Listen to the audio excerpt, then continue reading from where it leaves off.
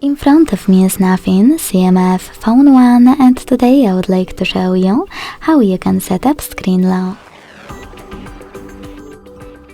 Begin by launching Settings and scrolling down to access Security and Privacy.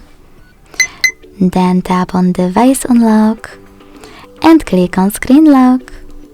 Following that, just click on one of those login methods, pattern, PIN or password, and create it.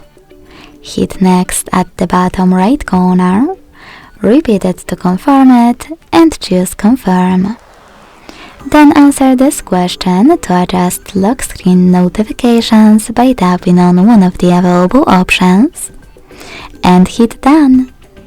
So when I switch off my screen and turn it back on, icons that pattern is required. Thanks so much for watching. If you enjoyed this video, leave a like, comment and subscribe. Bye!